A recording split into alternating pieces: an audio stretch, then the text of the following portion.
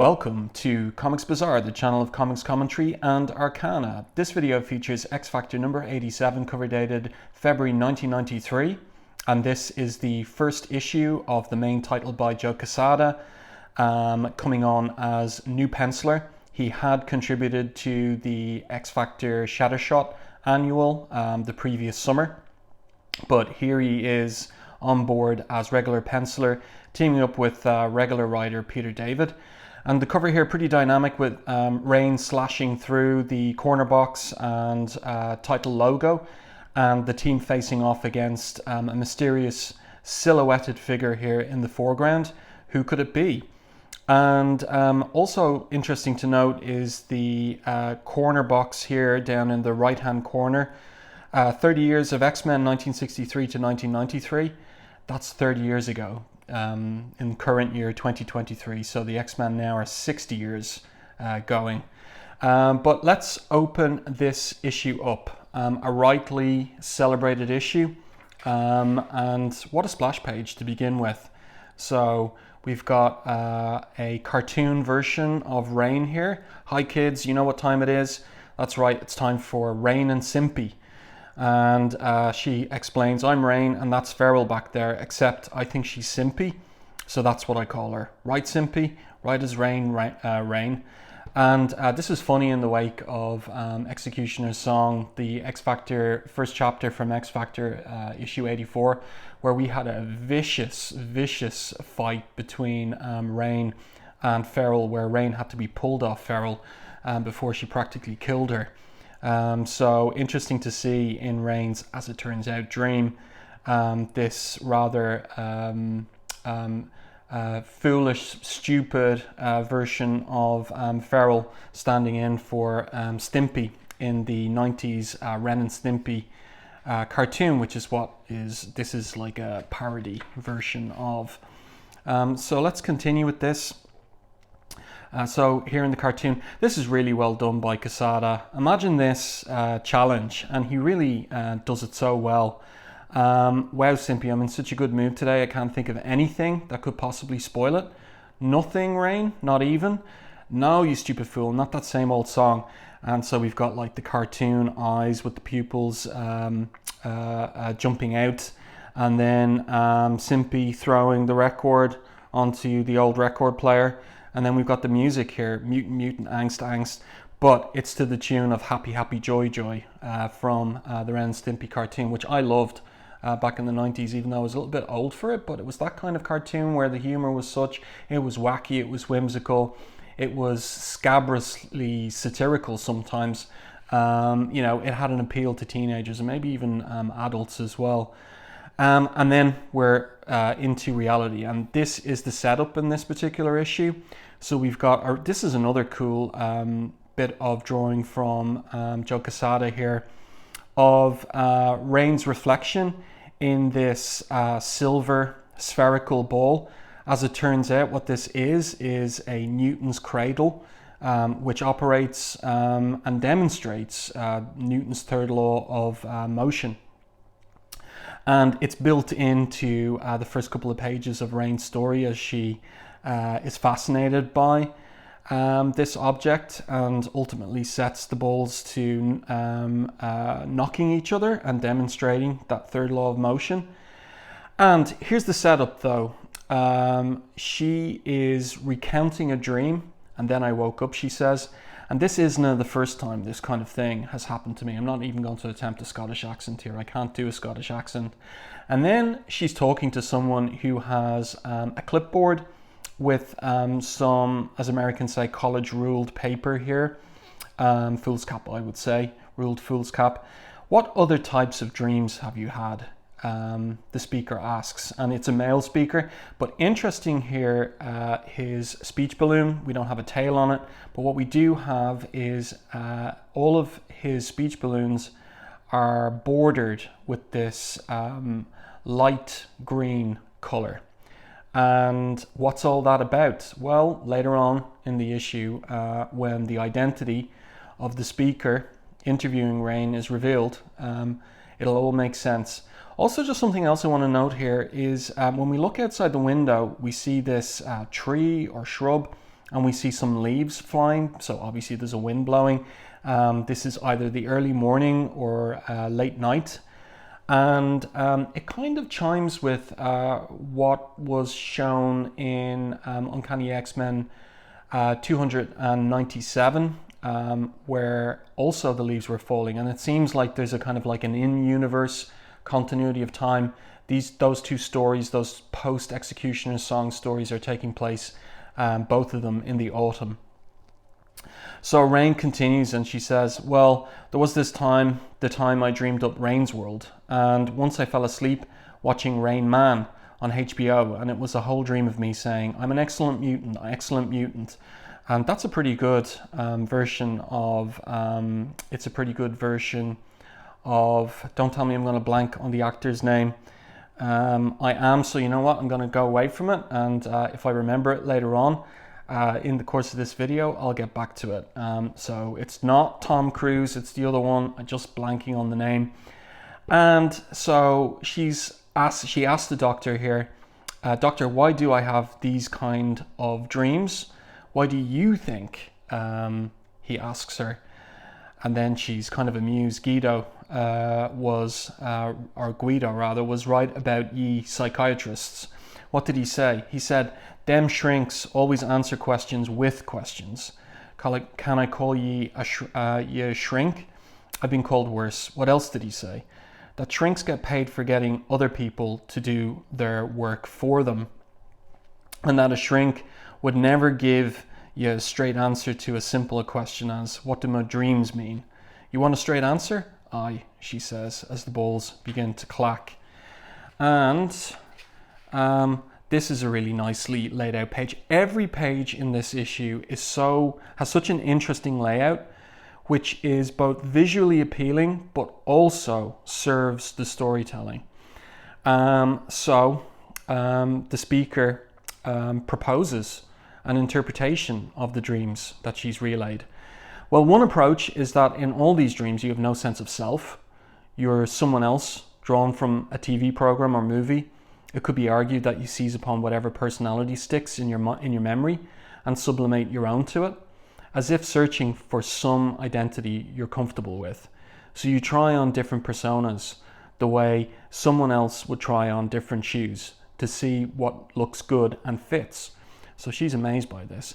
And look at the way Quesada has placed her at the bottom of the panel. Yes, it's to fit in the dialogue, the speech balloons, but also he uses it for storytelling effect as he pulls the camera, so to speak, in on Rahne in the subsequent 3 vertical panels as she begins to get some kind of developing insight. The speaker continues, I might be completely off base, you know. Well, ye are the doctor, she says. And then he points out, you seem to have a lot of respect for authority figures. Tell me some you know and admire. Well, there's Havoc. Storm, I suppose she was always a bit distant. And Professor Xavier, of course. I'm not used to talking about him to outsiders, but Val said you were filled in on everything. That is to say, at this point in time, the general public doesn't know that Professor X is a mutant, but our interviewer does. And he asks Rahne, how did it make you feel when you saw Xavier injured? So this is a reference to chapter 1 of X-Cutioner's song, Uncanny X-Men 294. And she says, terrified. When I thought he'd die, it was horrible. You love the professor in a way, don't you? The speaker asks. Aye.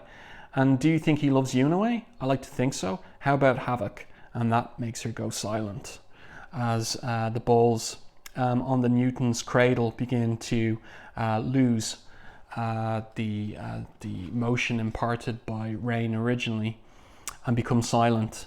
And then we've got this close-up on her with the window in the background and the leaves flying. Great use of lighting all throughout this issue. Quesada definitely influenced by Mike Mignola. And she responds and says, him too in a way. What way? A way that it hurts when I'm not with him. But I know it makes him nervous, so I've been trying to keep it to myself. It's not easy. Sometimes I just want to, well, it's not proper, these feelings I'm feeling. That's all love, isn't it? That's all. Love isn't easy to, what's the word? Quantify. And of course, Rahne was in the extinction agenda, bonded to Havoc. She was supposed to serve him as a magistrate. So that's part and parcel of her teen crush on Havoc, and something else that's getting teased out here. But the speaker turns the attention to the man who raised Rahne, Reverend Craig. And he starts to ask her, did he love? And she cuts him off. No. And I don't care to discuss him, but perhaps it might be better if, and then she shouts at him as she transforms into her wolfsbane form. I said, I didn't want to talk about Reverend Bleeding Craig. He hated me, end of story. Just a thought here, Rahne, suggests the speaker or interviewer. Mightn't it be that you're investing so much of your love and personal involvement in authority figures? We're done here, thank you. Might be your way of trying to make up for the love that was denied you by your very first authority figure, namely Reverend Craig, Rahne. And she pops back, wow. So mind blown for Rahne. Pretty cool sequence with Rahne. We've got 23 pages in the story here, and we've had a good 5 pages devoted to Rahne's segment here. So not every character, not every team member gets the same degree of focus. We won't get the same number of pages for Havoc and Jamie Madrox. So it's interesting to think about the characters that do get this attention, and that obviously Peter David wants to develop their characterization. For me, when I first read this issue back in would have been late 92, when it was first on the racks, this was the sequence that really resonated with me personally. I'll leave it to you, dear subscriber, to work out why that might have been. So here we've got Quicksilver, Pietro, Maximoff, and he is holding a Rubik's Cube, and he is not at all interested in being interviewed. And also we learn what exactly is going on here from what Quicksilver says. So you're the fellow that Val Cooper has hired for this odious task. Why odious, Quicksilver, he's asked. It's idiotic government regulations. After a mission deemed traumatic enough, all team members are to attend counselling sessions, he quotes from obviously some kind of manual. Rubbish, he concludes. I assure you there's nothing we cannot handle. We do not need a doctor attempting to dissect us. I don't think, and the speaker asks him, I take it you don't think much of me? I don't think much of anyone, retorts Quicksilver. Well, Val did warn me, you're always nasty. She called it PMS. I beg your pardon? Asks Quicksilver. Pietro Maximoff syndrome, an uncontrollable urge to be high-handed and arrogant. And I'm upholding that assessment, Quicksilver asks. Somewhat, yes, you seem proud of it. And between this panel and this open-bordered panel, he solves the Rubik's Cube. I revel in it, he says to the interviewer. I'll have you know, Doctor, not everyone can raise arrogance to the level of an art form. So what is going on here? And interesting to note too, the spotting of blacks here, the shading, and this kind of high contrast technique that Quesada has used here, because he has not included holding lines on this side of Pietro's face. So we get this kind of like high contrast effect, like a high contrast photograph. So pretty cool. And also the gesture as he disdainfully throws the Rubik's Cube, solved Rubik's Cube, probably onto the table there. And by the way, while it's in my mind, let's flip back here. Dustin Hoffman, yes? Okay, it came to me. And now back to Quicksilver's scene. Interesting angle here. We're looking up and under the speaker's hand as he gestures towards the table and says to Pietro, I have a jigsaw puzzle over there that's been stumping me if you'd care to. Certainly, Quicksilver says, so you don't think much of anyone. Does that include yourself? Myself, most of all, he says. So you're saying you feel inferior? Not at all. I simply hold myself to an impossibly high standard. No one else comes even close. Look at the double-breasted suit he's wearing here with the trainers. Interesting way that Quesada has addressed him, and also there's use of a screen tone on the fabric, indicating the fabric of the suit. So I'm pretty sure it's a screen tone, or is it pen and ink? One or the other. Might be a screen tone. There it is again. But nice choice to delineate the fabric. So here's the jigsaw puzzle. So he starts solving it as they continue speaking. You don't wear an X Factor uniform, asks the interviewer. They haven't offered. You haven't asked? I prefer my individuality, he says. Why do you feel so set apart from everyone else? Is there anyone you feel close to within X Factor, Pietro? Feel friendship or even affection for? Well, and Pietro says to him, look at the expression on the eyes, half hooded eyelids, none of your business, as he continues to solve the puzzle.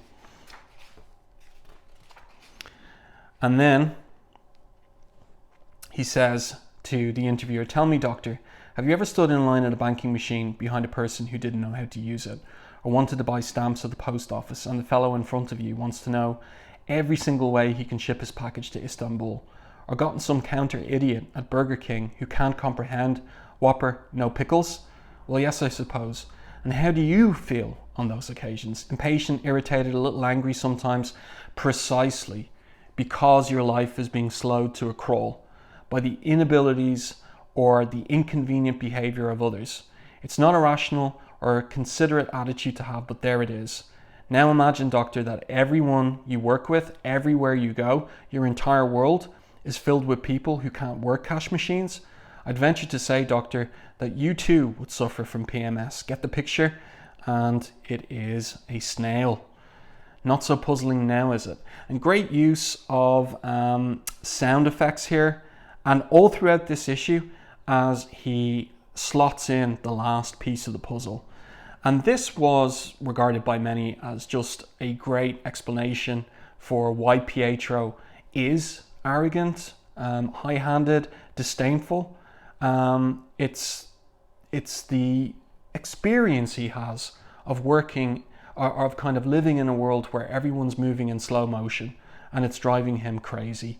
And interesting too here, the choice to have the clock in the background. At this point in his writing career, Peter David, who began writing Marvel Method, had switched to full script. So Quesada is getting a full script here in terms of what is to go into these panels, and description probably of panel to panel flow. But no doubt these are Quesada's own layouts here. And as I said earlier, they are inventive, they're interesting, but they absolutely complement and cohere with the storytelling. They don't fight it or contradict it. So now our scene shifts to who, in my opinion, Quicksilver might have some secret affection for, Polaris. And interesting here, we have this little dish of sweets. And this is clever by our psychiatrist, our mysterious psychiatrist, who perhaps has deliberately placed them on the table in the way that he deliberately placed the jigsaw puzzle for Quicksilver to solve. And they're there beside Polaris, and she's looking at them the whole time. And he says to her, I see the brace has come off and your jaw is fully healed. And that was from getting punched in the face by Cyber in a previous issue of X Factor, and she had the jaw brace on throughout X-Cutioner's song, so it's come off now. And she responds immediately, it helped me lose weight. And this becomes a theme for her in this issue, but it's something that Peter David has set up in his issues of X Factor, that Lorna has some body image issues, so it's not coming out of left field or nowhere. It's been set up. And so he asks her, so how are you, Lorna? Fine, she says. Silent panel here. You don't want to be here, do you, Lorna? Why do you think that? My trained analytical mind. And the fact that you haven't budged from that position in 10 minutes. I'm so comfortable, she responds. I don't want to move. Are we done here? If you want to leave, you may. Oh, she says, and silently gets up and makes as if to leave. And note too how she's dressed here with the baggy top and sweatpants, which is obscuring the view of her body, and that's going to come into play, as I said, in her feature within this issue. You don't like me, do you, Lorna? I like you fine, she says. No, you don't, and I'm curious as to why. How should I know? And again, we've got that high contrast device here in this open bordered panel by Quesada. Well, according to your records, you have a very high IQ. You're well read and intellectual even. And remember, back in Claremont's run, Lorna was I'm trying to remember whether it was geologist or archaeologist. She and Havoc were one or other of those two. So, you know, like she was working on her PhD in New Mexico. So she is highly intelligent. Someone so bright is usually aware of her shortcomings. Look at the the icicles on the bottom half, or no, all through the speech bubble. So that's a nice little effect there. Now you're going to tell me I'm fat, right? What? You'll say that I'm a blimp, that compared to Rahne and Val, they might as well paint Goodrich on my side. What? Goodrich doesn't have a blimp, whatever. Interesting Freudian slip there with the sweets inset, a panel with the sweets inset, just as she makes that slip. Whatever, nuts. I swore I wasn't going to let you do that. Do what? Get into my head. And here we get to something very interesting in terms of Lorna's long backstory. Why don't you like that? My getting into your head, I mean, because of others who have done it. Made me say things, do things that and then she trails off as a tear emerges, and he offers her a box of tissues and says, certainly a smart woman such as yourself would find it a bit ironic to command magnetism and yet have trouble feeling attractive. And you tend to repel things. Get stuffed, as she repels the box of tissues. And of course, this is a reference to her possession by Eric the Red, but much more particularly by Malice.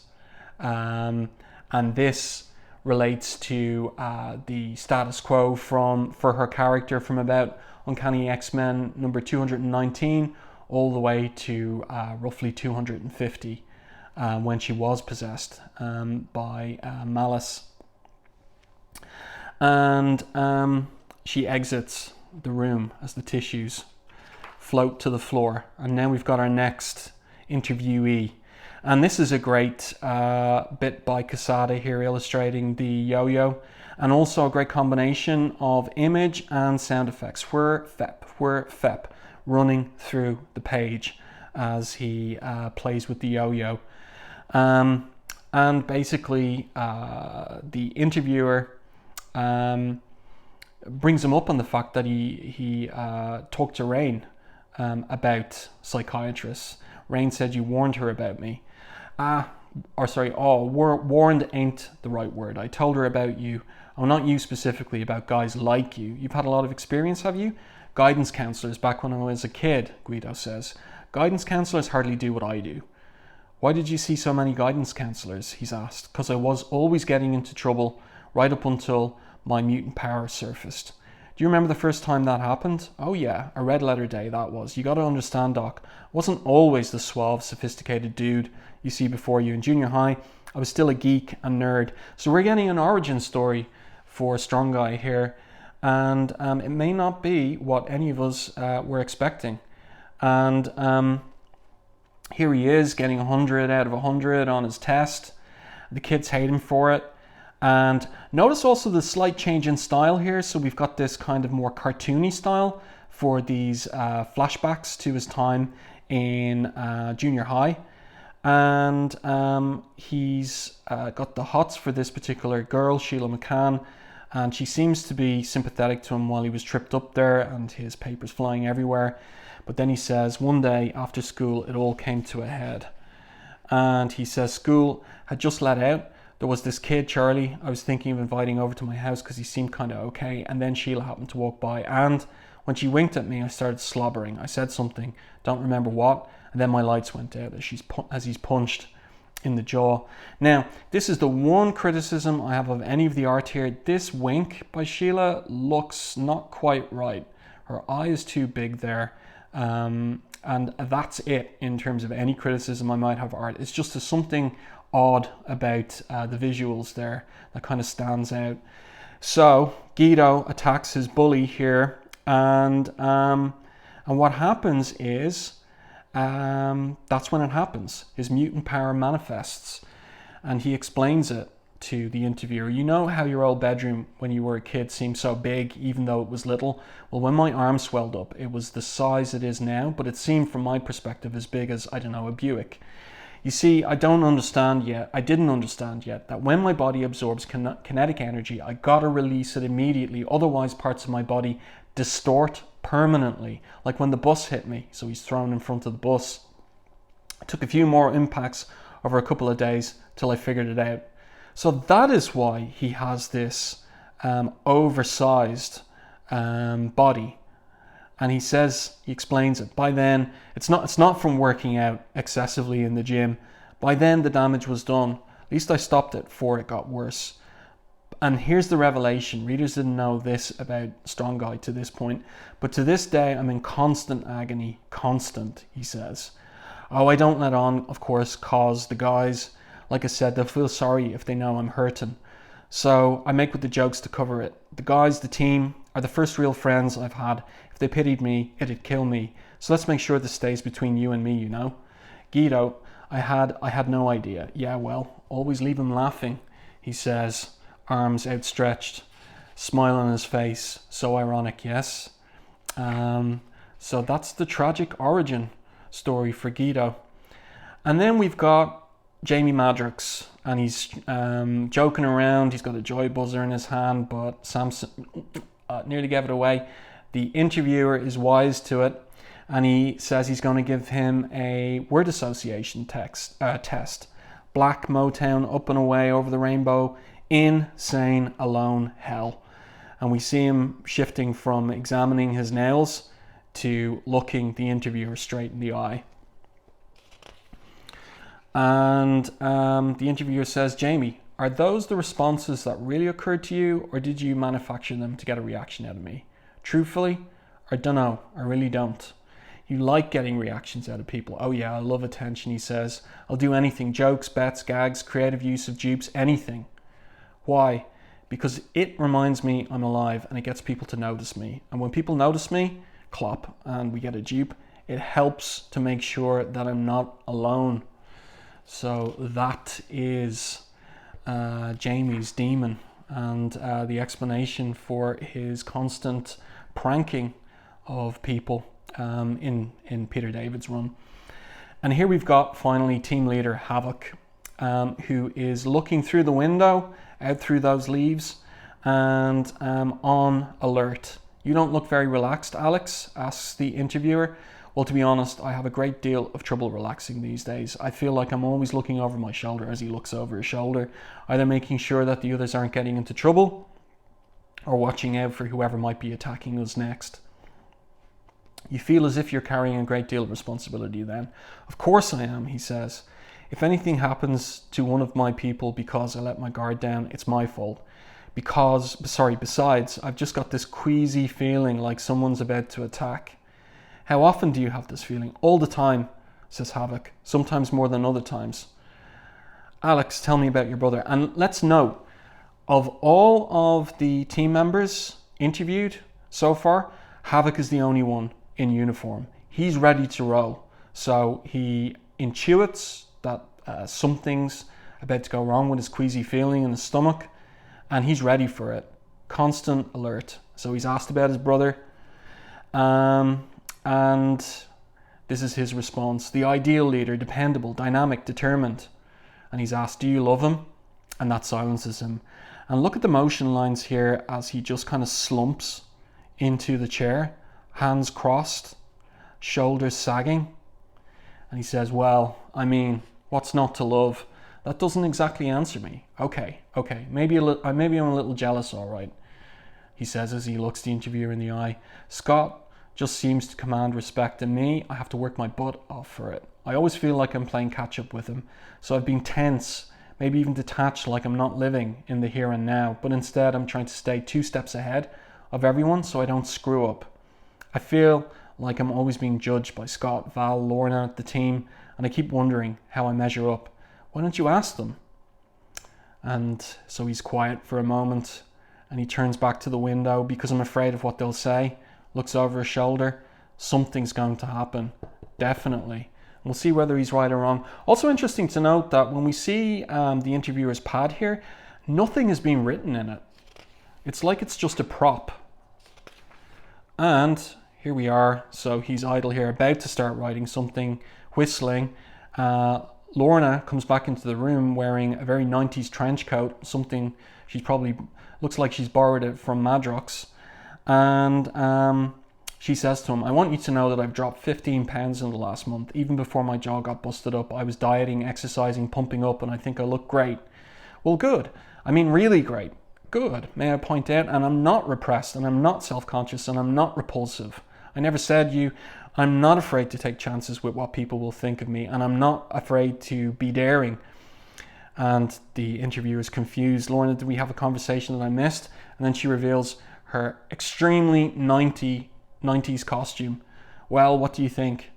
And the interviewer says, you kicked my hormones into overdrive. Exactly. Some psychiatrist. And he slams his pen on the floor in phallic frustration, I think.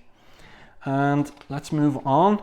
And here we go. And now I really like this trick here, that we have yet another upright page, but we're going to have to turn the book around, and it is to obscure, because we're finally going to get the identity of our interviewer.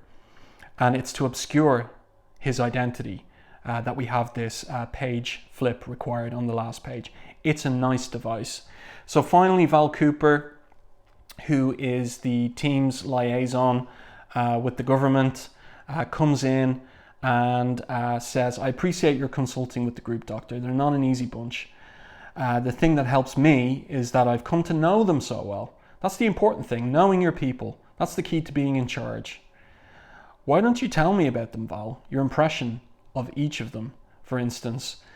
And this is an interesting angle here with the pen on the floor and Val here in the background. And so she goes through every one of the team members.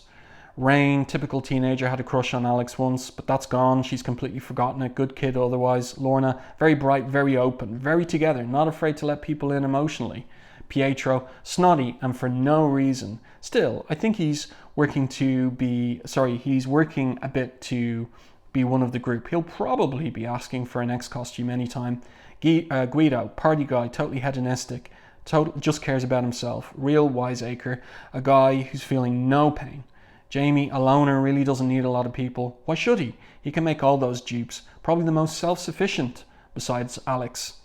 What about Alex? Totally confident as leader. He's really grown into it, totally cut out of his brother's shadow. By the way, you dropped a pen. So that is how observant she is, yes?